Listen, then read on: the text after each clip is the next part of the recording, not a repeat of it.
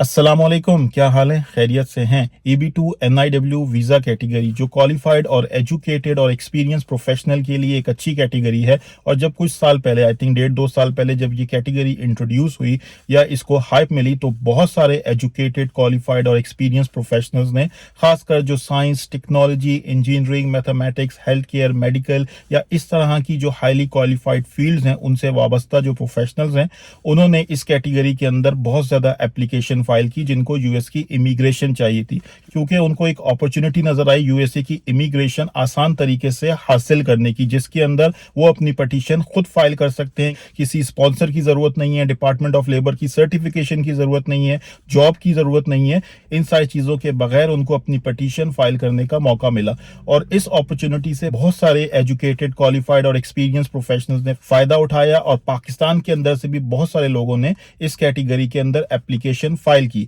लेकिन अभी रिसेंटली कुछ अरसे से, जब से यूएसए के अंदर नई एडमिनिस्ट्रेशन आई है, डोनाल्ड ट्रंप का सेकंड टेन्योर शुरू हुआ है, उसके बाद से इमिग्रेशन के ऊपर, इमिग्रेंट्स के ऊपर काफी ज्यादा सख्तियां होती हुई नजर आ रही हैं, और इमिग्रेशन पॉलिसीज के हवाले से काफी ज्यादा सख्तियां हो रही हैं। मैं रिसेंटली, आई थिंक कल या परसों, जेडी वेंस जो वाइस प्रेसिडेंट हैं यूएसए के, उनको सुन रहा था। उनकी तरफ से यही कहा जा रहा था कि इमिग्रेशन के ऊपर पॉलिसीज को चेंज किया जा रहा है, उसको सख्त किया जाएगा, और इसके हवाले से ज्यादा रिस्ट्रिक्शंस होंगी और इसको कंट्रोल किया जाएगा। तो इन सारी चीजों को जब हम देखते हैं, और ऑब्वियसली अभी पिछले 6-7 महीनों के अंदर, 1 आध साल के अंदर, इमिग्रेशन के हवाले से जो पॉलिसीज चेंज हुई हैं, इमिग्रेशन के हवाले से जो सख्तियां हुई हैं, जिसमें आइस का किरदार है, आइस की तरफ से क्रैकडाउन है इमिग्रेंट्स के ऊपर, खासकर जो कि इलीगल हैं उनके ऊपर जो क्रैकडाउन है, और इसी तरह से H1B के हवाले से जो पॉलिसी चेंज हुई है, उसके हवाले से जो फीस लगाई गई है, और इस तरह की जो ओवरऑल वाइब्स देखने को मिल रही हैं, उससे ये समझ में आता है कि यूएस की इमिग्रेशन के ऊपर जो इमिग्रेंट्स हैं, उसके हवाले से चीजों को चेंज किया जा रहा है, उसके हवाले से माइंडसेट जो है वो चेंज हो चुका है, और पॉलिसीज जो है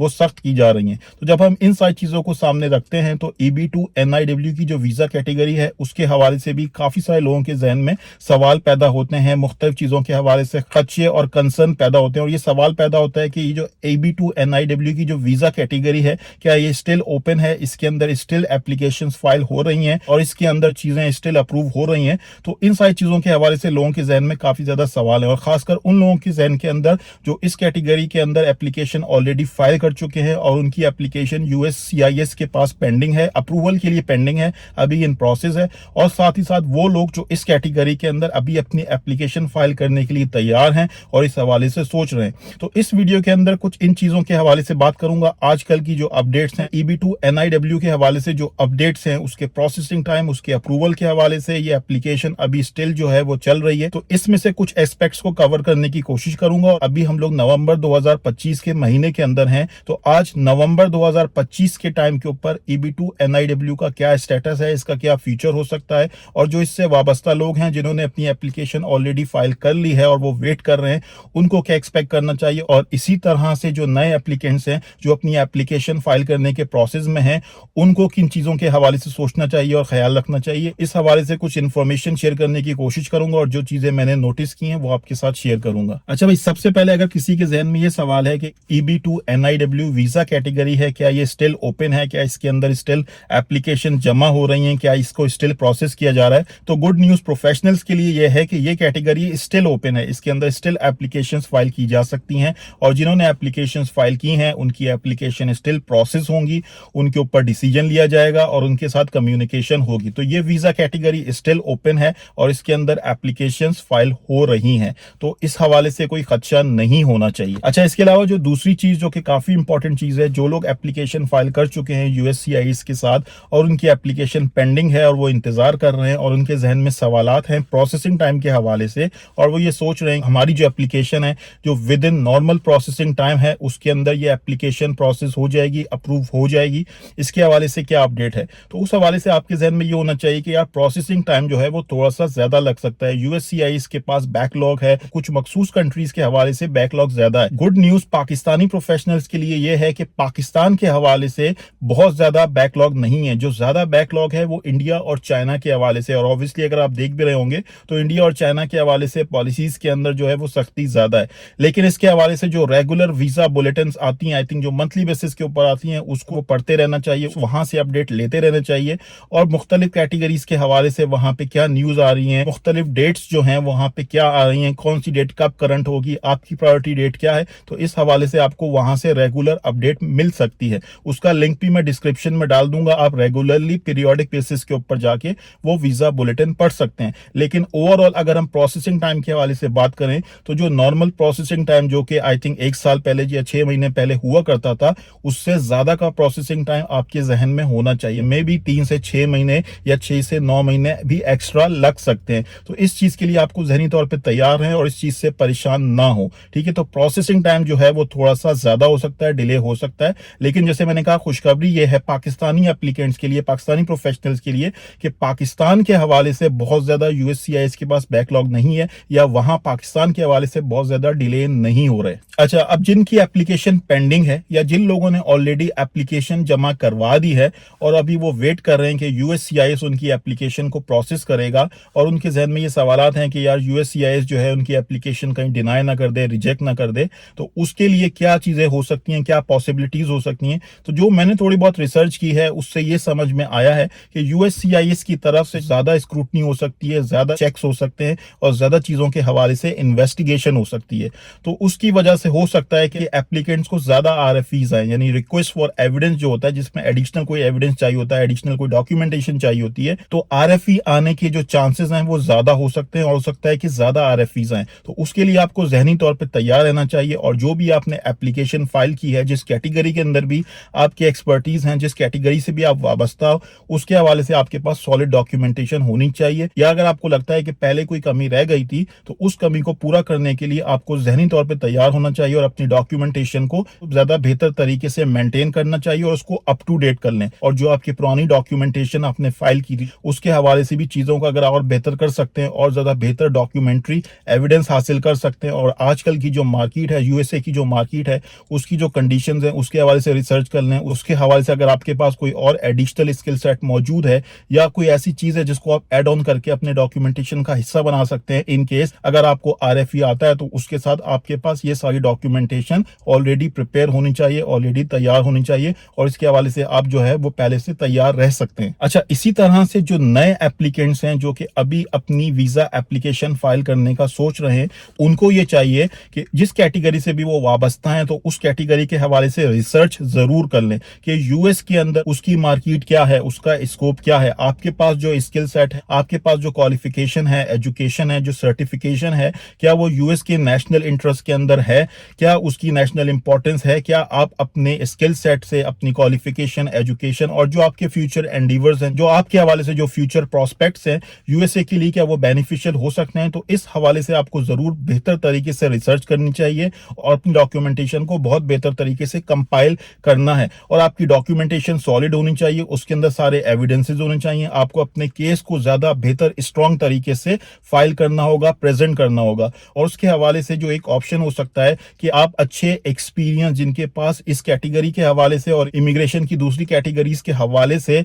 एक्सपीरियंस है, नॉलेज है, इमिग्रेशन जो कंसल्टेंट्स हैं उनसे राब्ता कर सकते हैं, क्योंकि आजकल के जो हालात हैं उसमें यूएससीआईएस की तरफ से ज्यादा स्ट्रॉन्ग इन्वेस्टिगेशन और ज्यादा स्ट्रॉन्ग इवैल्यूएशन होने के चांसेस काफी ज्यादा बढ़ गए। तो अगर आप अपनी चीजों को बेहतर तरीके से कंपाइल नहीं कर सकते, या अगर आपको कोई डाउट है या आपके जहन में कोई कंसर्न है कि यार पता नहीं मुझसे कोई गड़बड़ वगैरह ना हो जाए, तो बेहतर यह है कि आप किसी इमिग्रेशन कंसल्टेंट से राब्ता करें और उसकी सर्विसेज ले लें। आप उससे फीस के हवाले से बार्गेनिंग कर सकते हैं, नेगोशिएशन कर सकते हैं और एक बेहतर डील लेने की कोशिश कर सकते हैं। बहुत सारे इमिग्रेशन कंसल्टेंट ऐसे हो सकते हैं जो कि एक्सपीरियंस भी हों, लेकिन उसके साथ साथ आपको एक अच्छी डील ऑफर कर दें। आप उनका ट्रैक रिकॉर्ड जरूर देख लें, उनसे बात कर लें, पहले कंसल्टेशन ले लें। अगर आपको समझ में आता है तो आप उनकी सर्विसेज ले सकते हैं, लेकिन अगर आपको लगता है कि आप खुद जो है इन सारी चीजों को बेहतर तरीके से कंपाइल कर सकते हैं और एक स्ट्रॉन्ग डॉक्यूमेंटेशन प्रिपेयर करके एक अच्छा पैकेज बना के पूरी प्रॉपर सपोर्टिंग डॉक्यूमेंटेशन के साथ फाइल कर सकते हैं, तो आप खुद भी कर सकते हैं। लेकिन जैसे मैंने कहा कि आजकल के हालात थोड़े से जो है वो स्ट्रिक्ट होते जा रहे हैं इमिग्रेशन के हवाले से,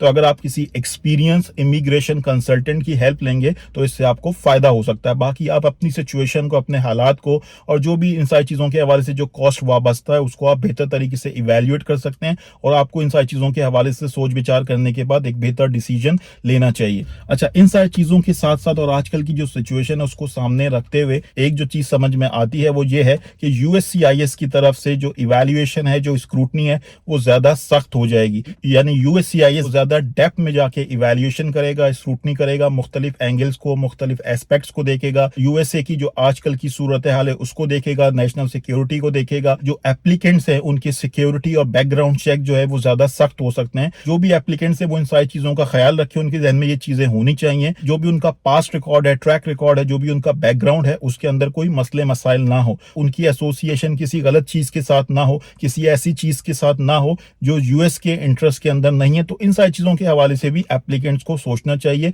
और अपनी एप्लीकेशन फाइल करने से पहले इन सारी चीजों को भी आप जरूर इवेल्युएट कर लें। इवन जब आपने एप्लीकेशन फाइल कर दी है तो उसके बाद भी इन सारी चीजों के ऊपर नजर रखें, अपनी एक्टिविटीज को जो है वो सही रखें, अपनी एक्टिविटीज को, अपने मामलात को सही तरीके से लेके चलें, क्योंकि आजकल सोशल मीडिया का जमाना है। तो सोशल मीडिया के ऊपर बहुत सारी चीजें ऐसी हो सकती हैं जिसके ऊपर स्क्रूटनी हो सकती है, बैकग्राउंड चेक्स हो सकते हैं, सिक्योरिटी चेक्स हो सकते हैं और इमिग्रेशन के हवाले से कुछ कंसर्न्स हो सकते हैं यूएससीआईएस को, यूएसए को, जिसकी वजह से आपकी एप्लीकेशन के ऊपर नेगेटिव इंपैक्ट्स हो सकते हैं। तो इन सारी चीजों के हवाले से भी टेक केयर करने की जरूरत है कि आपके जो भी मामलात हैं, आपकी जो भी एसोसिएशन है, आपकी जो भी सोशल मीडिया की एक्टिविटी है, उसके अंदर कोई मसले मसाइल ना हो यूएसए के हवाले से। अच्छा, प्रोसेसिंग टाइम के हवाले से मैंने बताया, अगर नॉर्मली जो पहले प्रोसेसिंग टाइम हुआ करता था, अगर हम पाकिस्तानी एप्लीकेंट्स की बात करते हैं तो वो 9 महीने से लेके 12 महीने या 15 महीने यानी 1.5 साल के अंदर अंदर जो है वो केस आप कह सकते थे कि यूएससीआईएस की तरफ से प्रोसेस हो जाता था। अब आपके जहन में थोड़ा सा एक्स्ट्रा टाइम होना चाहिए, अब आपको जो है वो थोड़ा सा एक्स्ट्रा टाइम एक्सपेक्ट करना चाहिए। अगर जल्दी हो जाता है, with in normal processing time हो जाता है तो अच्छी बात है,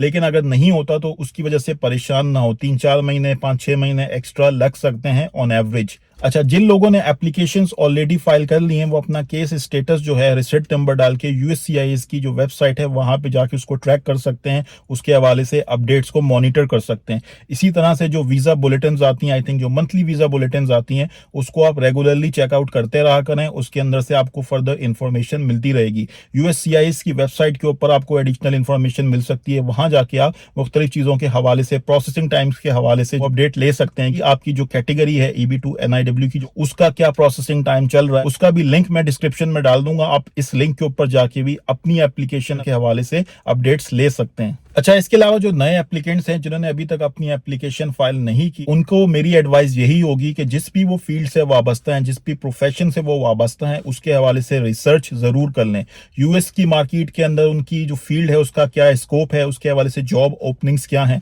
क्या आपका जो प्रोफेशन है, आपकी जो फील्ड है, आपका जो स्किल सेट है, आपके पास जो नॉलेज, एजुकेशन, क्वालिफिकेशन, सर्टिफिकेशन है, क्या वो यूएसए के लिए नेशनल इंपॉर्टेंस की कैटेगरी के अंदर आएगा। इसके हवाले से जरूर रिसर्च कर लें और अपने स्किल सेट को जरूर इवैल्यूएट कर लें खुद सबसे पहले, यूएसए के अंदर उसकी डिमांड है या नहीं। और इसके हवाले से मैं पहले भी वीडियो बना के शेयर कर चुका हूं, आप गूगल के ऊपर जाके एक सिंपल रिसर्च कर सकते हो और डिफरेंट वेबसाइट्स के ऊपर जाके फर्दर इवैल्यूएशन कर सकते हो कि आपके पास जो एक्सपीरियंस है, आपके पास जो क्वालिफिकेशन, एजुकेशन है और स्किल सेट है, उसकी क्या डिमांड है यूएसए के अंदर। इस हवाले से आपको खुद जो है वो रिसर्च करनी चाहिए और उसको बेहतर तरीके से इवैल्यूएट करने की कोशिश करनी चाहिए। और अगर आपको लगता है कि आपके पास जो स्किल सेट और क्वालिफिकेशन है आजकल उसकी रिक्वायरमेंट्स मौजूद हैं और यूएसए को उसकी जरूरत है, फिर आप इस वीजा कैटेगरी के थ्रू अप्लाई कर सकते हैं और अपने केस को बेहतर तरीके से सॉलिड डॉक्यूमेंटेशन के साथ प्रिपेयर करके प्रेजेंट करें तो आपके चांसेस जो हैं वो अच्छे होंगे। लेकिन अगर आपने बगैर रिसर्च के, इन सारी चीजों को बगैर इवैल्यूएट किए अपनी एप्लीकेशन फाइल की या उसको फाइल करने का सोचा तो फिर आपके लिए मुश्किलात होंगी और पैसे का भी नुकसान हो सकता है। तो इस हवाले से जरूर बेहतर इवैल्यूएशन करें और अगर आपको लगता है कि कोई कंसल्टेंट जिसके पास एक्सपीरियंस है, जिसने पहले केसेस जमा करवाए हुए, वो आपको बेहतर तरीके से ओपिनियन दे सकता है, कंसल्ट कर सकता है, तो आप इनिशियल कंसल्टेशन भी ले सकते हैं। और नॉर्मली आई थिंक जब आप इनिशियली कंसल्ट करते हो उसमें कोई फीस नहीं होती, तो आप बगैर किसी कॉस्ट के, बगैर किसी फीस के आप इमिग्रेशन कंसल्टेंट से भी राब्ता कर सकते हैं और उनसे अपनी फील्ड, अपने एक्सपीरियंस और एक्सपर्टीज, अपनी एजुकेशन, स्किल सेट के हवाले से उनसे इवैल्यूएशन करवा सकते हैं और वो शायद आपको एक बेहतर राय दे दें। और उसके बाद आप खुद भी अपने तौर पे भी जरूर रिसर्च करें और इन सारी चीजों को डबल चेक करके उसके बाद आगे प्रोसीड करें। अच्छा भाई, तो मैंने कुछ चीजें कवर करने की कोशिश की। आजकल की जो अपडेट्स हैं, आजकल जो नजर आ रहा है, जो लोगों के जहन में सवालात हो सकते हैं, उनमें से मैंने कुछ चीजों को कवर करने की कोशिश की। होपफुली मैंने काफी सारी चीजों को कवर कर लिया होगा और होपफुली जो देखने वाले हैं, जो इस कैटेगरी से वाबस्ता हैं, जो ऑलरेडी अपनी एप्लीकेशन फाइल कर चुके हैं